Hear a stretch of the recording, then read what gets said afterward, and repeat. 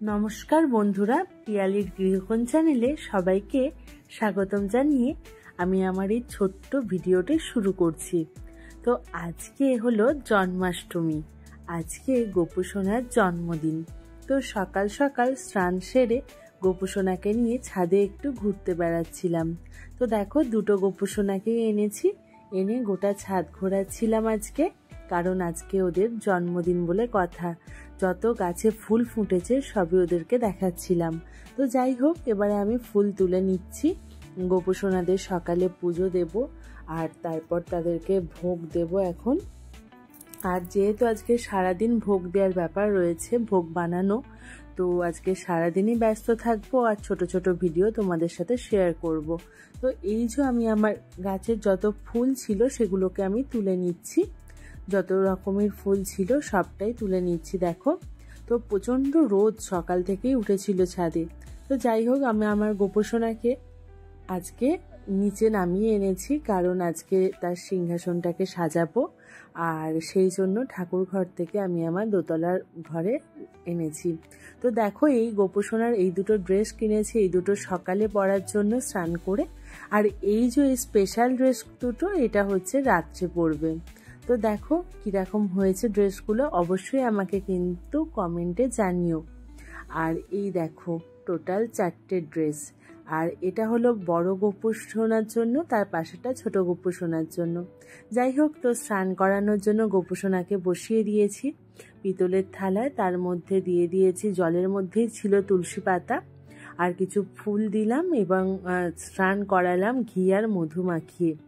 তো যাই হোক, স্নান করানোর পরে আমি এই ড্রেসগুলো পরাচ্ছি। তো ড্রেসগুলো কাপ্তান বলল, তো দেখা যাক কিরকম লাগে। তো এই যে ছোট গপুকেও ড্রেস পরাবো, আমার ছেলে দিল। আমি কিন্তু সারা দিন ভোগ বানিয়েছি, আমার সাথে আমার ছেলে কিন্তু সব সময় ছিল। যাই হোক, এই যে আমার ছোট গপু সোনাকে আমি ড্রেস পরাচ্ছি, এই দেখো। তো ড্রেসগুলো প্রথমে ভাবছিলাম কিভাবে পরাবো, কোনোদিন এরকম ড্রেস কেনা হয়নি। তো যাই হোক, পরিয়েছি আর খুব সুন্দর দেখতে লাগছিল গপুদেরকে, যমজ দুজনকে লাগছিল দেখতে। দেখো, একজন ছোট একজন বড়। তো যাই হোক, খুব সুন্দর দেখতে হয়েছে ড্রেসগুলো। সকালে স্নান সেরে গপুরা বসে পড়েছে এবং তাদেরকে আমি ফুল দিচ্ছি, ফুল পায়ে নিবেদন করছি। তো এই যে ফুল দেওয়া কমপ্লিট হয়ে গেছে, এবারে দেখো মুকুটগুলো দেখাই। এই যে এবারে আমি এরকম ধরনের পাগড়ি নিয়েছি। তো প্রত্যেক বছরই আমি পাগড়ি চেঞ্জ করি, আর গোপু সোনাদের রূপোর মুকুট রয়েছে কিন্তু কোনোদিন সেভাবে পরানো হয় না। যাই হোক, আমি পাগড়িগুলো পরাতেই বেশি পছন্দ করি, কারণ এগুলোই দেখতে বেশি ভালো লাগে।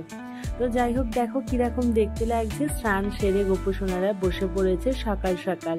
তো এবার ওদেরকে কিছু খেতে দেব। তো আমার গাছের কিছু গোলাপ ফুটেছিল, যেগুলো গপুদেরকে ওপরে দেখাচ্ছিলাম কোলে নিয়ে। তো ওই দুটো গোলাপ আমি তুলে নিয়ে এসেছিলাম, আর দুটো গপুর হাতে আজকে দুটো গোলাপ দিয়ে দিয়েছি, কারণ গোপালের গোলাপ কিন্তু খুব পছন্দের একটি ফুল। যাই হোক, এই যে এইটা হলো ওদের স্নানের শেষে কিরকম দেখতে লাগছে, সেরকম তোমরা কিন্তু অবশ্যই জানিও, ঠিক আছে। আর এই যে আমার ছেলেকে দেখো, ও বসে বসে দেখছে আমি পুজো করছি। এই যে সকালে একটু আরতি করলাম আর একটু খেতে দিলাম গোপালকে স্নান সেরে। তো যাই হোক, সকালের পুজোটা এভাবেই কমপ্লিট করলাম আমি। এবার আমি আমার ভোগের জন্য তৈরি হব। তো চলো দেখে নেওয়া যাক ভোগ নিবেদনের জন্য আমি কিভাবে প্রস্তুতি নিচ্ছি। তো অনেকেই জানতে চেয়েছো যে কিভাবে আমি এত রান্না করি বা কি করি। সত্যি বলতে, এবারে আমি 56 ভোগ বানাবো সেরকম কোনো প্ল্যান ছিল না। 15ই আগস্ট পড়েছিল যেহেতু, আর আমার শরীরটাও খুব একটা ভালো নেই, সেই জন্য আমি ভেবেছিলাম এই বছরটা স্কিপ করব। কিন্তু জানি না, এই দিনটা আমাকে গোপাল বারবার টানায়, আর যেভাবেই হোক আমি এটা করেই থাকি। তো আমার এই দিনটা ঘরে মন বসে না, মনে হয় সারাক্ষণ আমি গোপালের সেবাই করতে থাকি। এই দিনটা সারা বছর তো করি, কিন্তু এই দিনটা স্পেশালি যারা গোপাল ভক্ত তারাই জানবে যে এই দিনটা তাদের কাছে কতটা স্পেশাল।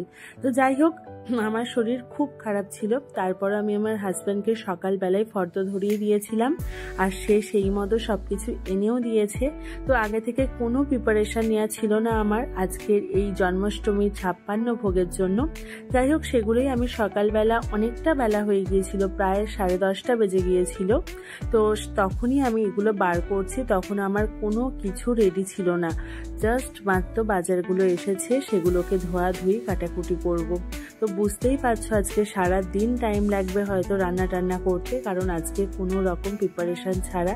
অনেক ভুলও থাকতে পারে, সেগুলো হয়তো মাথার মধ্যে নেই, সেগুলো আবার পরে মনে পড়লে শুরু হবে। যাই হোক, প্রণাম সেরে আমি আমার ভোগের জন্য শুরু করলাম প্রস্তুতি। তো এই যে আমি আনাজগুলো কাটতে বসে পড়েছি, প্রথমে ধুয়ে নিয়েছি, তারপরে জল নিয়ে বসে পড়েছি যেগুলো ভাজা হবে সেই ভাজা কাটার জন্য। তো এরপর অনেক ভিডিও আসছে জন্মাষ্টমীর, তো তোমরা জানিও যে ভিডিওটা কেমন লাগলো। আর সকালবেলায় কিন্তু ফটোশ্যুট হয়ে গেছে আমার ছেলের, ওকে গোপাল সাজিয়ে আমি ফটোশ্যুট করেছি। যদিও এটাও কোনো প্ল্যানের মধ্যে ছিল না, এটা হঠাৎ করেই মাথায় এসছে আর হঠাৎ করেই করা। তো কেমন লাগলো অবশ্যই জানিও আমার এই ছোট্ট ভিডিও।